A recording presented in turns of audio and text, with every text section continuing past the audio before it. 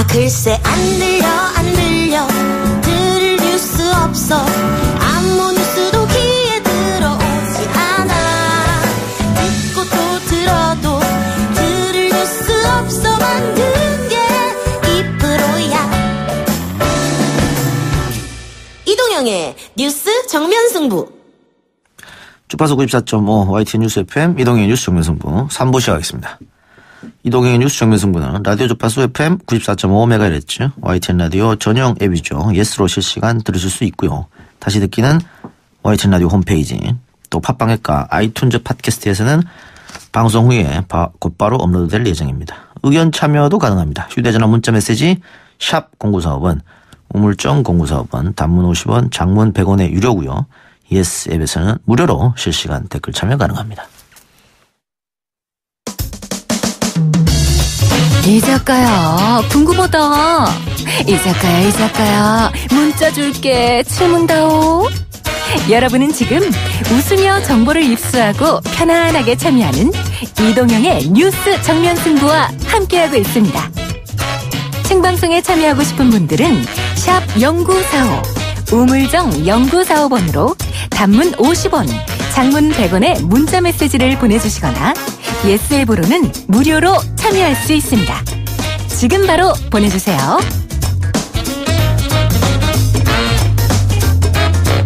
네, 역사적인 4.27 남북 정상회담이 이제 나흘 앞으로 다가왔죠.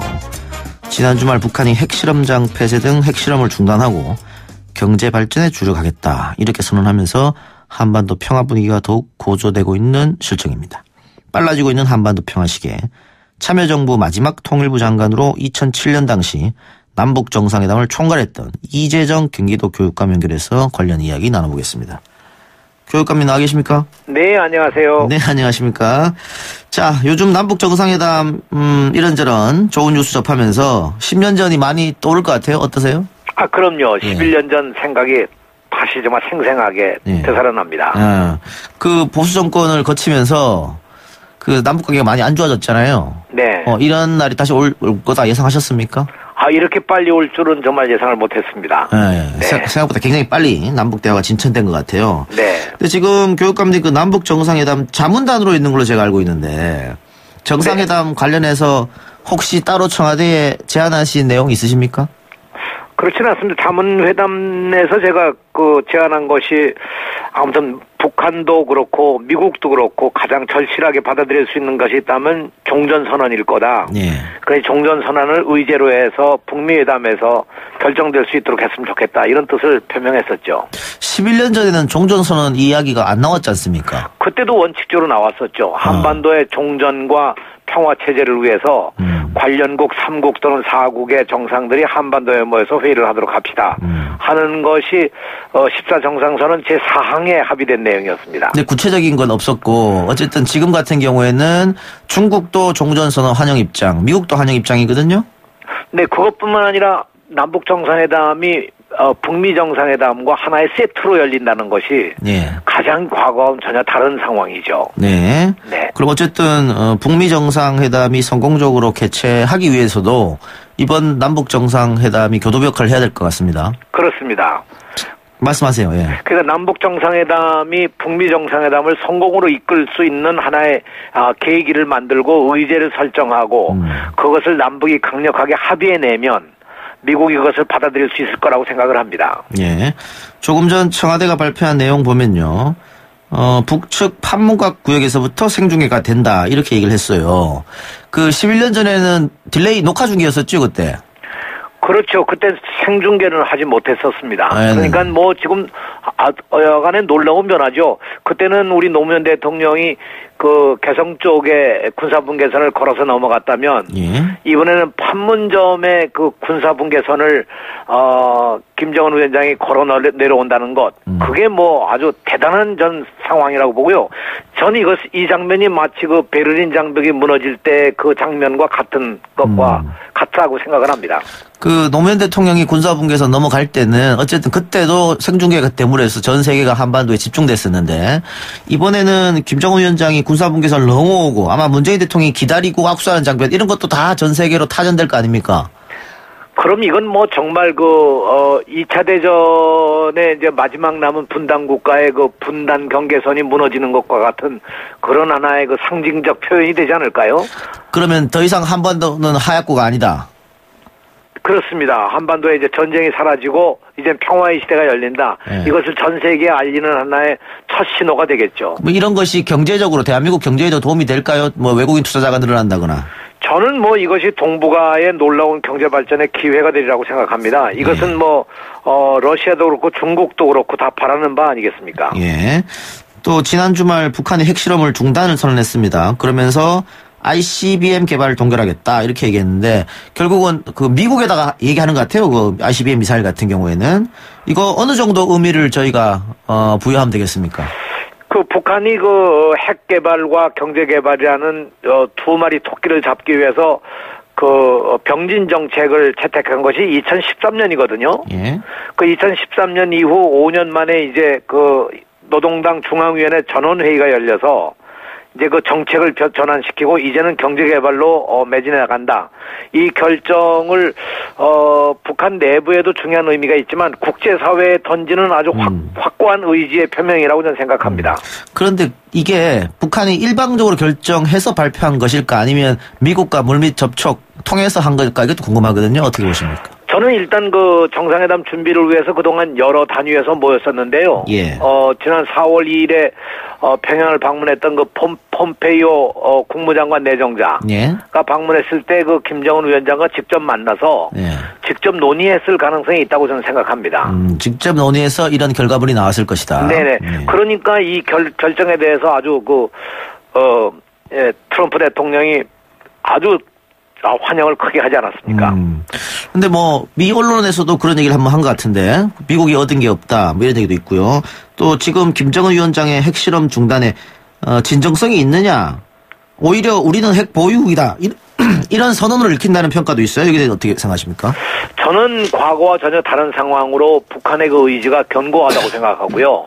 이미 중앙위원회에서 논의해서 결의해서 결정서를 보게 되면 그런 의지를 읽을 수가 있는데요. 예. 미국이 얻지 못한 것이 아니라 미국의 역대 대통령이 누구도 해내지 못했던 종전 선언을 해낸다면 트럼프 대통령의 정말 대단한 성공이고요. 예. 2차 대전은 이제 종결짓는 하나의 그 행위가 아닐까 생각합니다.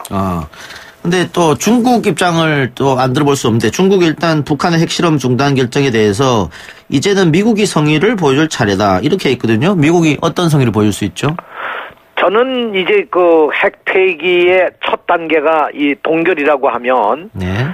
이제 이 단계의 핵 폐기 단계는 아마 북미 정상회담을 통해서 이루어질 텐데요. 예. 여기에 대해서 그 김정은 위원장이 얼마 전에 얘기한 것이 그 뭐 종이나 문서로 뭐 확인하는 것보다 그 이상의 것이 있어야 된다 하는 얘기를 했는데 그것이 저는 예측하기는 하나의 그 북미 수교 단계로 넘어가는 게 아닌가 이렇게 생각을 합니다. 그러면은 일단 핵을 동결하고 그 다음에 뭐 핵에 대해서 사찰을 받고 핵을 폐기하고 마지막에 북미 수교 이렇게 프로세스가 이어지는 거다 생각하면 될까요? 저는 그렇게 생각합니다. 그래서 이 핵 폐기 과정을 제대로 관리하기 위해서라도 저는 평양에 미국 대표부나 미국 대사관이 마련된다면 훨씬 더 이런 문제가 용이하게 진행이 될 수가 있겠죠. 그런데 지금 일본 같은 경우에는 뭐 일본 패싱론 이야기 나오면서 아베 정권이 남북 정상회담, 북미 정상회담에서 본인이 소외되고 있다 이렇게 판단하는 것 같아요. 만일 남북 정상회담, 북미 정상회담이 성공적으로 개최되면 그 이후에 북일 정상회담 이런 것도 생각해 볼 수 있을까요? 저는 물론입니다. 아마 지난번 미일 정상회담 때 아베 수상에게 분명히 트럼프 대통령이 북일 정상회담의 중요성에 대한 표현을 했을 거라고 보여지고요. 예. 그런 관계가 있었기 때문에 아베 수상하고 같이 그 기자회견을 할 때 트럼프 대통령이 지금 현재 진행되고 있는 남북 대화에 대한 걸 얘기하지 않았습니까? 예. 이것은 바로 간접적으로 아베 수상에게 일본도 같이 가야 된다는 일종의 압박 겸 제안이 아닐까 이런 생각을 했는데요. 저는 뭐 이 문재인 대통령께서도 북일 관계 해결 없이 남북 관계 해결이 되지 않는다 이런 얘기한 것처럼 북일 회담은 당연히 이건 진행돼야 될 일이라고 생각합니다. 그럼 북일 회담이 진행되면 당연히 과거사에 대한 배보상 문제가 나올 것도 같은데요.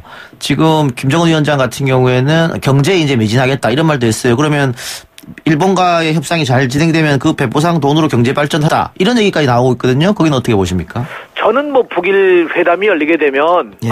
이 평화를 위한 한반도 평화를 위한 공동의 노력, 공동의 합의 이런 게 이루어진다고 하면 그 뭐 과거사나 혹은 뭐 납북자의 문제 같은 거는 뭐 당연히 해결되지 않겠습니까? 네. 그래요. 자, 그리고 지금 북미 수교 이후에 결국은 북한이 원하는 건 체제 보장이 아닌가 이런 생각도 드는데요. 그 미국이 그걸 과연 문서로서 보장할 수 있겠느냐 이런 의문도 있어요. 저는 체제 보장에 대한 건 당연히 이건 뭐 1994년 제네바 합의 때도 있었고요. 2000년 그 올브라이트가 저 평양을 방문했었을 때도 나왔던 얘기고. 그 이후에도 이런 문제 제기가 돼서 사실은 2007년에 부시 대통령도 비슷한 뜻을 얘기하지 않았습니까? 네. 그래서 나는 이번 회담에 반드시 그것이 이루어지리라고 보고요. 체제 보장을 어떻게 하느냐는 게 문제죠. 예. 저는 그 체제 보장의 한 방법이 수교를 정상화하는 것, 다시 말하면 대사급 교환을 하는 것, 그것이 이루어진다고 하면 그야말로 하나의 그 체제 보장에 대한 확실한 보증이 아닐까 이렇게 생각합니다.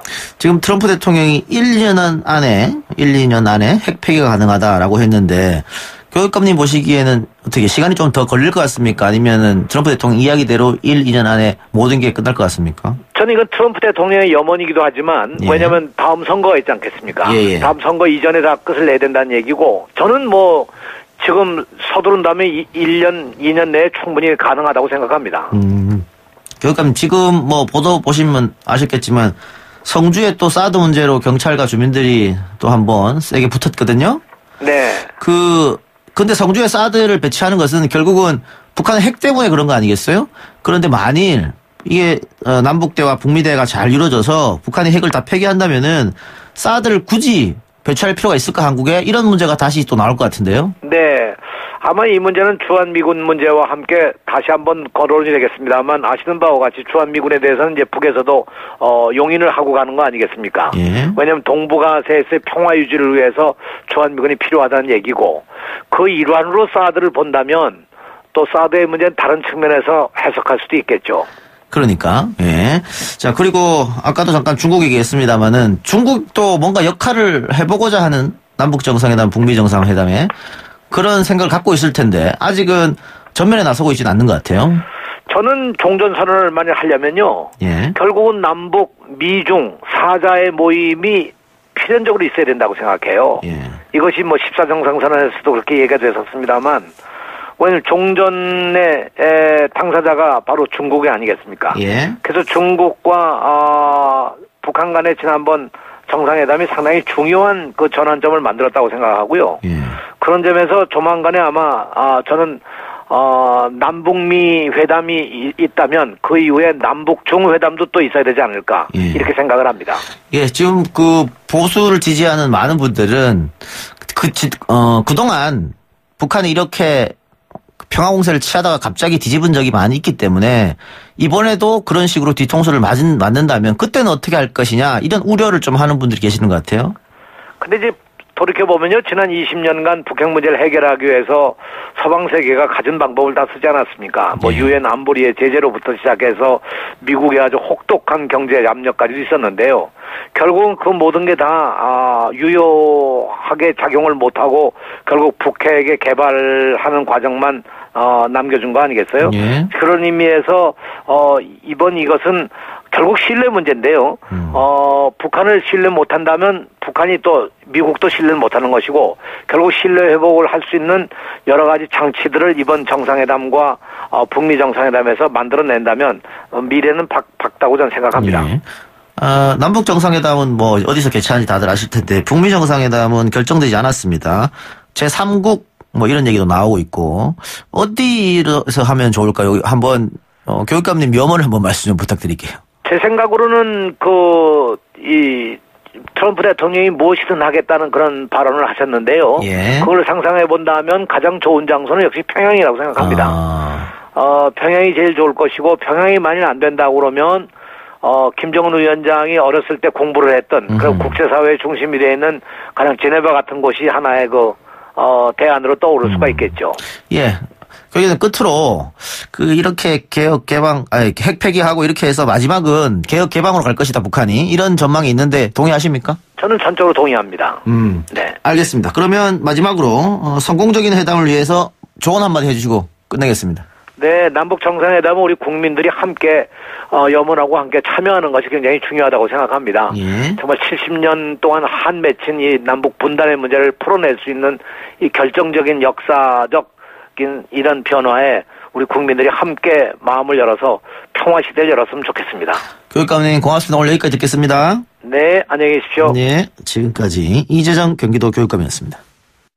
이동영의 뉴스 정면 승부. 저는 잠시 후 4부로 찾아뵙겠습니다.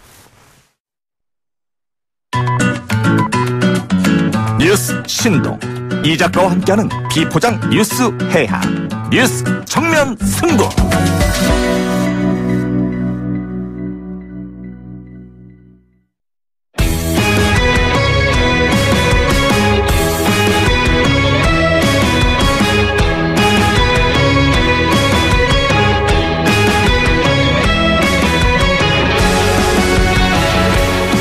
이동의 뉴스 정면 승부 4부 시작하겠습니다. 5720님 문자가 가는 건가요? 한 번만 읽어주세요. 이 작가 멋쟁이 읽어드렸고요. 잘하고 있습니다. 8328님 국회의원 외유경비 본인부담법 개정해주세요. 좋은 의견 고맙습니다. 자, 4부는 최고의 여론조사 전문가들과 함께 6.13 지방선거 민심을 분석해보는 시간입니다. 이른바 지선아 사랑해. 예, 지방선거 사랑해 뭐 이런 말이겠죠. 예. 제작진의 제목 짓는 수준이 유치합니다. 이해해 주시기 바라고요. 오피니언 라이브 윤희용 여론분석센터장, 리얼미터 권순정 조사분석실장 나오셨습니다. 어서 오십시오. 네, 안녕하십니까. 예.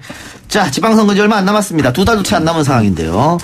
여야 광역단체장 후보 공천이 거의 이제 마무리됐죠. 민주당 경선은 대부분 결선 투표 없이 끝났다. 그래서 좀 싱겁게 끝난 거 아니냐. 예, 대구에서 결선 투표가 이루어져서 좀 의외였습니다. 네. 어떻게 이렇게 결선 투표 없이 다들 끝날 거 예상하셨나요? 네.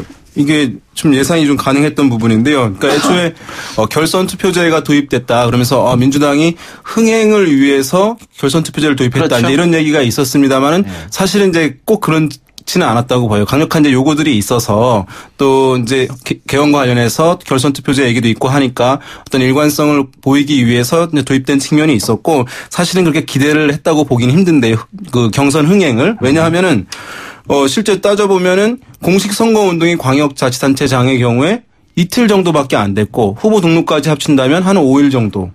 그러니까 선거운동 기간은 일주일도 되지 않은 거예요.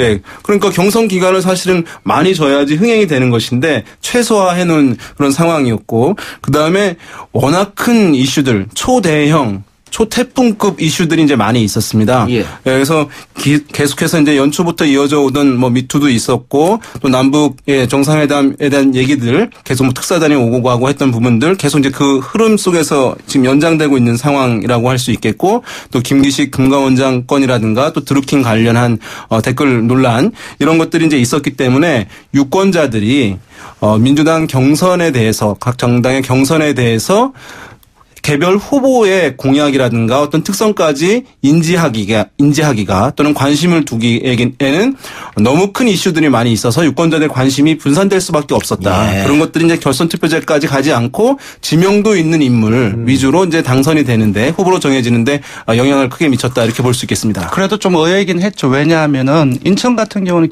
김교흥 후보라든지 박남춘 후보가 워낙 박빙으로 알려져 있는데 1차에서 끝났잖아요. 예. 경기도 마찬가지입니다. 경기 같은 경우는 원래 여론조사에서는 이재명 후보가 상당히 앞서 있었지만 당내 당원 50%를 차지하는 이쪽에서는 전해철 후보가 상당히 앞서 있다라는 얘기가 많이 나왔었기 때문에 여기는 결선 갈 것이다라는 전문가들의 예측이 많았습니다. 그런데 여기서도 1차로 끝났죠. 그래서 조금 예측 외로 나왔던 그 인천과 경기였습니다. 알겠습니다. 네. 자, 지금 아까 윤희용 센터장도 잠깐 이야기했습니다만 선거까지 2달 안쪽으로 남았는데 지금 민주당원 댓글 조작 사건 이른바 드루킹 사건이죠. 네. 야당은 이걸 쟁점화하려고 지금 계속 그러잖아요. 국정조사도 하자 그러고 특검도 하자 그러고. 네. 거기다가 또 이 댓글 사건 같은 경우에는 여당에는 악재지만 또 여당에 호재가 있어요. 남북 정상회담. 그렇습니다. 그렇죠? 네. 이게 어떻게 어우러져가 지방선거까지 가겠느냐. 일단 예측해보세요. 예, 짧게 민심을 좀 봐야 될 것 같습니다. 오늘 리얼미터에서 대통령 지지율하고 정당 지지율 발표가 됐는데요. 네. 대통령 지지율이 많이 떨어질 것이라고 예상이 되었습니다. 일반적으로. 그렇죠. 그런데 반등을 했습니다. 민주당도 마찬가지거든요.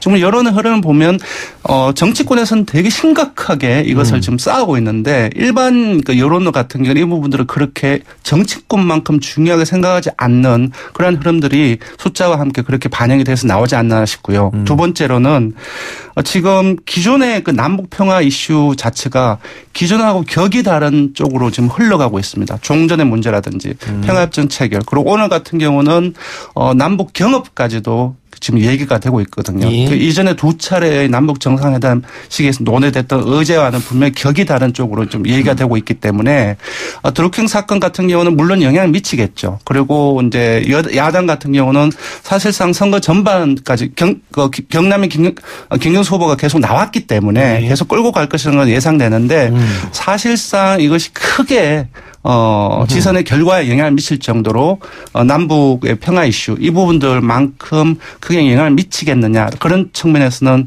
제가 보기엔 조금 약하다라고 봅니다. 그러면 지금까지 약하다. 네. 이런 평가가 대세지만 만일 야당의 주장대로 특검에 가서 소위 말해서 뭔가 나온다면 그러면 또 요동치는 거 아니겠어요? 어떻게 보세요? 네, 그래서 그것을 이후에 이제 어떻게 된다고 단정하기는 힘들다고 네. 보여요. 왜냐하면 이것이 이제 어떻게 흘러갈지 알 수 없는 상황이거든요. 네. 그런 상황이기 때문에 단정하기는 힘들고 영향은 뭐 일정 부분 줄 수 있다고 보는데 말씀하신 대로 지금까지 이제 영향이 별로 크지 않았던 점을 이제 좀 생각을 해봤어요. 근데 보면은 이 사안 자체가 사실은 대중들이 어떤 반응을 보이려고 한다면 매우 직관적으로 이해가 돼야 되거든요. 사안이. 그런데 직관적으로 대중이 이해하기 좀 어려운 측면이 있어요. 뭐냐 하면은 민주당이 고발했는데 잡고문이 민주당원이었다. 예. 그것도 좀 상식적으로 약간 이상하잖아요. 예. 그런 부분. 그다음에 이게 이제 댓글을 이쪽 썼는데 보수의 목소리를 많이 담았다라고 예. 하는 것도 또 직관적으로 이해하기 좀 어려운 부분이 있고 또 하나 또 돈거래가 있었는데 돈을 드루킹 쪽이 받은 게 아니라 드루킹 쪽에서 졌다라고 예. 하는 거니까 이게 사실 안 맞는 부분이고 또 한 가지는 이게 나오는 용어들이요. 지금 드루킹이 나왔죠. 전 제일 좀 약간 좀 기사 제목에서 약간 재밌었다고 할까요? 그러니까 재밌었다고 표현하기는 그렇습니다만은 드루킹 공범 서유기 구속. 이제 이 제목이 예, 예. 이제 처음 보는 분은 무슨 얘기인지 알 수가 없는 얘기잖아요. 네, 그렇습니다. 거기에 지금 오늘 나온 거는 또 드루킹 서유기 외에 파로스까지 나왔어요. 그러니까 네. 뭐 SF의 무협지에 그리스 신화 뭐 이런 거 다 섞여 있는 것처럼 하다 이 이슈를 보니까 따라가지 않으면은 잘 모르는. 네, 대중들이 직관적으로 이해하기 어려운 부분이 하나 있고 또 한 가지는 뭐냐면은 지금 어떻게 보면은 야당에서 얘기하는 것들이 일견제 합리적인 부분들도 있을 수 있다고 보여요. 왜냐하면 개성적으로 좀 말이 후퇴하는 부분들이 있거나 사실관계 이제 이전에 처음에 얘기했던 것과 다른 부분이라든가 경찰 수사가 초반에 경찰이 이제 수사를 관련해서 사과까지 한 상황이니까 네. 그런 면이 있는데 이것이 지금 우리가 이제 메시지보다는 메신저가 중요하다는 얘기를 많이 하거든요. 그러니까 뭐냐 하면 메신저 그 말을 전달하는 사람의 또는 주체의 신뢰가 사실은 충분해야지 대중들이 그것을 믿고 받아들여지는데 지금 이제 국정농단 이후에 지난 대선 끝나고 나서 사실 야당에 대한 신뢰가 아직 충분하게 회복되지 않은 상황이다 보니까 야당에서 이렇게 공세를 하고 있는 것들이 대중들이 민감하게 그것을 귀 기울여서 받아들이지 않는 대중적 반응도가 제약될 수밖에 없는 측면이 알겠습니다. 이 사건이 좀 영향을 주고 있다 이렇게 네. 보입니다. 자, 오늘 그 리얼미터가 조사를 했잖아요. 네. 드루킹 사건이 특검을 가야 되냐 말아야 되느냐. 그렇습니다. 근데 네. 지금 보니까는 검찰 수사로 충분하다. 그러니까 특검 갈 필요가 없다가 52.4%. 특검을 가야 된다가 38.1%였어요. 네, 오차범위 바뀝니다. 예. 네. 그래서 이 조사가 나오니까 특히 바른미래당 발끈해서 이거 조작이다. 네. 어떻게 리얼미터 매크로 돌렸습니까? 저는 딱 한마디만 말씀드리고 싶어요. 예, 예. 이 부분에 대해서 서로 왈가왈부로 하고 싶지는 않고요. 2주 전에 저희들이 김기식 금관원장의 거취에 대해서 여론조사를 했습니다. 예. 그때 사퇴해야 된다는 결과가 훨씬 더 높게 많았죠. 나왔고요. 예. 그대로 저희들이 발표를 했습니다. 그때는 대부분의 정당들이 여기에 대해서 아무 말도 없었습니다. 딱 이 말씀만 드릴게요. 그래요. 그러면 제3자가 객관적으로 한번 분석해 보세요. 그리고 사실은 상당히 좀 이제 일반적인 경우에서 이제 이례적인 결과이긴 해요. 예. 왜냐하면 이제 우리나라 국민들이 의혹이 있으면 수사해야 된다, 하지 말아야 된다, 수사해야 된다 당연히 높고 또 이제 여러 가지 논란이 있을 때 특검 뭐 이런 경우에는 해야 된다, 말아야 된다, 해야 된다는 의견이 상대적으로 되게 높은 것이 일반적인 패턴이었거든요. 그렇죠. 네, 그런데 지금 검찰 수사로 충분하다, 특검 도입해야 한다 이렇게 물었는데 특검 도입해야 된다는 의견보다 하지 말아야 한다. 지금의 검찰 수사로 충분하다는 응답이 지금 50%를 넘은 상황이니까 과거에 이제 이런 유사한 사안들과 관련해서 물었을 때의 결과는 다소 이제 어쨌든 이례적인 상황이라고 할 수 있는데 그것은 아까 제가 이제 말씀드렸던 이유와 함께 이것이 이제 실제 정치적인 공방으로 들어가다 보니까 왜냐하면 이제 야권에서는 지난 대선과 연결지어서 어떤 정당성에 대한 문제, 대선의 정당성 관련한 문제까지로 집중적으로 제기하고 있다 보니까 현재 여권 지지층들이 이 사안 자체의 객관적인 판단보다는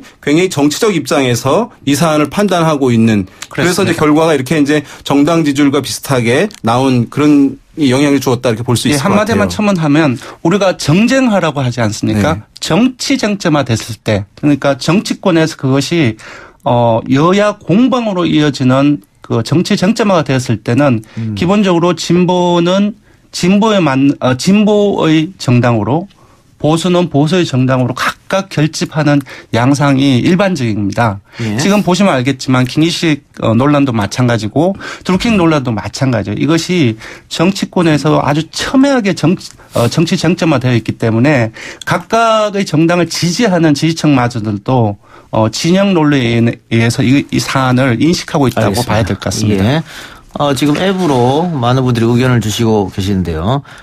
YTN 지금 이동현 뉴스 정면 승부 광고가 갑자기 많아졌다고 이야기를 하면서 재성한님께서 이 작가님이 광고 비용 몰래 대주고 광고 들어왔다는 풍문이 있던데 팩트 체크해 주세요. 요즘에 다들 조작으로 몰고 가시는데 그럴 리 없고요. 제가 인기가 좋아서 그렇다 이런 말씀 드립니다. 방금 이야기했던 드루킹 사건 리얼미터 여론조사요. 네. 이게 2018년 4월 16일부터 20일간 5일간 조사했고 전국 19세 이상 유권자 2,502명 무선 80% 유선 20% 95% 신뢰 수준의 플러스 마이너스 2% 조사였다. 이 정도 얘기하면 되는 거죠. 네. 요즘 뭐 여론조사 얘기하면 항상 이걸 또 언급해 줘야 되기 때문에. 자, 그러면은 다른 쪽으로 한번 가봅시다. 지방선거도 지방선거인데 동시에 치러지는 국회의원 재보궐선거 얘기도 해야 되지 않습니까? 네. 그거 그렇죠. 한번 얘기하기 직전에 자세한 사항은 여론조사 심의위원회 홈페이지를 참조합니다. 자. 최소 11곳이기 때문에 이 미니 총선이다 이런 말이 지금 많이 있어요. 네. 지금 전체 판세, 11곳 전체 판세는 어떻게 보십니까? 지금 수도권은 서울 노원병, 서울 송파울, 인천 남동갑인데 네. 수도권 같은 경우에는 민주당이 우세하다 이런 얘기가 많습니다. 네. 그리고 충청권은 충남 천안갑, 충남 천안병 이렇게 되어 있는데 이왕구 전 총리가 이제 불출마 선언했고서 네. 판세가 어떻게 돌아갈지 좀 지켜봐야 될 것 같고 호남권은 광주 서구갑, 전남 영암, 무안 신안인데 역시 민주당 강세 지역으로 분류되는 것이고요. 네. 영남권 경남 김해을, 부산 해운대을, 울산 북구, 경북 김천 여기는 이제 자유한국당 강세 지역으로 분류되는 곳입니다. 부산 해운대는 그 홍준표 대표의 오른팔을 할 수 있는 김대식 네. 전 여의도 연구소장이 나오고 있죠. 네. 네. 전체적으로 한번 분석해 주십시오. 지금 이제 지방선거랑 동시에 실시되기 때문에 네. 사실 이제 지방선거의 분위기와 이제 함께 흘러갈 가능성이 높다고 볼 수밖에 없어요. 연동돼서 선거가 이제 치러지는 것이죠. 그래서 보면은 이 지금 뭐 전국적인 사실 다른 때 같으면은 이 재보궐선거가 전국적 뉴스가 되거든요. 예. 예, 그러면서 사실은 뭐 대선까지는 아니겠습니다만 상당히 이제 광범위하게 다른 지역의 유권자들도 알게 되는데 쟁점들을 알게 되고 그 인물이 부각되고 그 인물들의 개별 메시지들 대결들이 이루어지는데 이번 같은 경우는 지방선거와 같이 치러지다 보니까 사실 재보궐선거이지만 집중적인 조명을 받기 어려운 측면이에요. 지금 아마 불러주시긴 했습니다만 이렇게 많은 지역이 치러지나라고 처음 들으시는 분들도 많이 있을 것이라고 보거든요.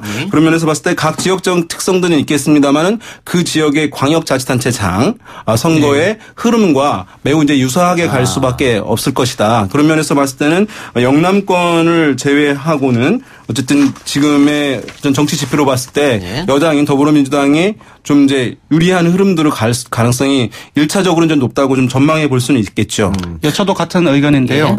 네, 지금 보면은 서울만 봐더라도 서울 노원병 송파을, 인천 남동갑 전부 다 민주당이 조금 대부분 그 강세입니다. 남동갑 같은 경우도 지금 박남춘 의원이 그 후보를 출마하는 과정 속에서 이제 결석이 되어 있는 상황이고요. 송파울 같은 경우도 강력하게 최대성 의원, 전 의원이라든지 이쪽은 나와 있기 때문에 전체적으로 이전 여론조사를 잠시 본 적이 있는데 전체적인 판세 같은 경우 서울 지역 같은 경우는 민주당이 좀 유리하게 나왔습니다. 그래서 소남권 같은 경우는 사실 좀 분석을 하기도 조금 어려운 부분들이 있죠. 전부 다 민주당 쪽에 좀 기울어져 있는 것 같고요. 충청권 같은 경우도 천안감, 천안 이쪽 같은 경우 양성조 의원을 비롯해서 기본적으로 민주당세가 전통적으로 강한 지역이었습니다. 예. 남은 곳이라고 한다면 김해을, 해운대을, 울산 북구, 경북 김천인데 이쪽에서의 판세가 어떻게 될 것인지가 반반만 하더라도 금방 전체적으로 봤을 때 민주당이 금방 이제 지선과 연관시켜서 분석해 주셨지만 전체 판세가 보선마저도 기본적으로 민주당 쪽으로 좀 기울어져 있는 것이 아닌가 그렇게 봐야 될 것 같습니다. 특히 이제 자유한국당과 이제 바른미래당 보수 정당이 분열이 되어 있는 상황이기 때문에 어쨌든 보수층 자체가 이전에 비해서 좀 줄어들어 있는 상황인데 보수는 이제 중요한 국면에서는 통합되어 있는 것이 일반적이었는데 지금 이제 보수 정당이 나뉘어져 있다 보니까 보수 정당 소속의 후보들, 자유한국당 후보나 바른미래당 후보들이 어쨌든 표를 분산될 수밖에 없는 것이니까 그런 면도 이제 영향을 줄 수밖에 없겠고, 그 다음에 대개 나오는 이제 후보들이 얘기하는 것들은 이제 이렇게 됩니다. 선거에 나오게 되면 지금 대통령이랑 아니면 또 어느 광역자치단체장이랑 또 거기에 구청장이랑 또 시장 군수라든가 거기에 국회의원도 같이 되어야 지역 발전을 더 잘 이룬다라고 하는 이제 논리를 유권자들에게 펼치게 되거든요. 예. 근데 이제 반대편에 그것이 이제 지방선거와 맞물려 있기 때문에 이제 지역 발전에 대한 기대감들을 불러일으킨 측면이 있고, 반대쪽 이제 야당에서는 정권에 대한 심판 내지는 정권에 대한 견제 얘기를 하게 되는데, 심판은 이제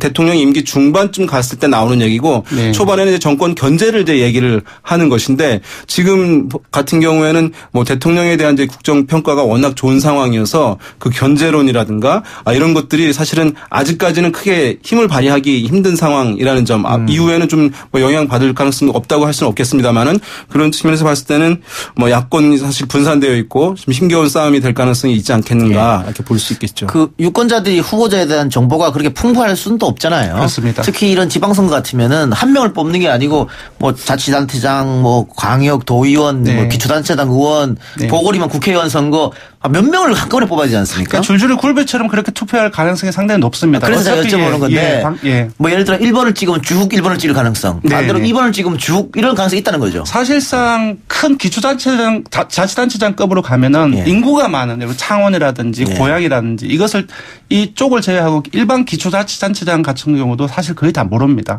그리고 시도의원이라든지 그 기초의회의원 같은 경우는 더더구나 모르고요. 그래서 금방 말씀하셨던 광역 레벨을 기준으로 해서 이제 줄줄이 굴비 엮듯이 그렇게 투표 형태가 일어날 가능성이 다는 아니지만 상당 부분 된다라고 봐야 될 것 같습니다. 이게 이제 이거 대중이 관심을 보이잖아요, 유권자가.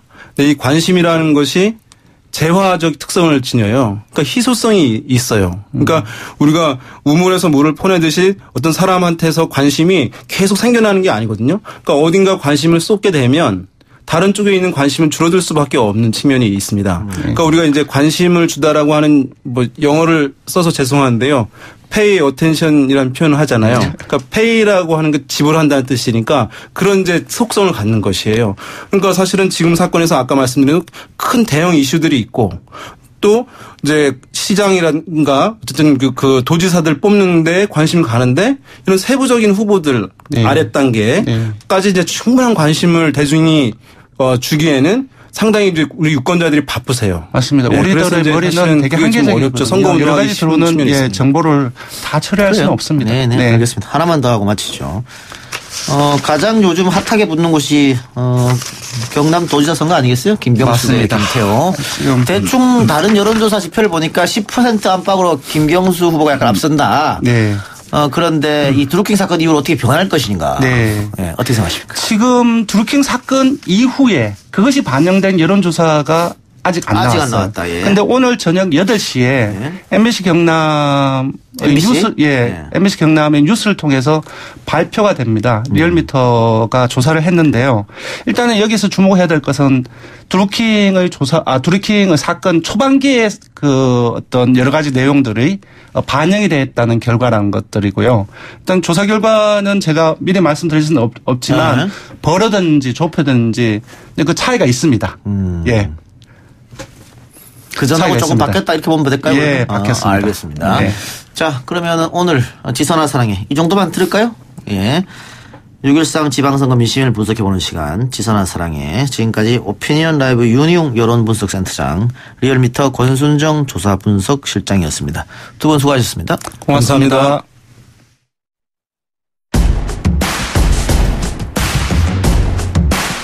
예전 일본 오사카 고등재판소는 취재윤리를 위반한 기자와 해당 언론사에 각각 손해배상 책임을 묻고 또다시 해당 언론 대표에게도 위법행위 발생을 막는 것을 관리하지 못했다면서 중복적으로 위법 책임을 물었습니다. 취재윤리의 중요성을 강조한 재판 결과였다고 할 수 있겠죠. 국민들의 알 권리가 소중한 가치인 것과 마찬가지로 취재윤리는 언론인으로서 기본적으로 지켜야 할 가치와 덕목이자 기본 자세입니다. 얼마 전 MBC는 자사기자가 아는 사람을 동원해 인터뷰한 것과 관련 기자들 전체를 대상으로 윤리교육을 강화한 적이 있습니다.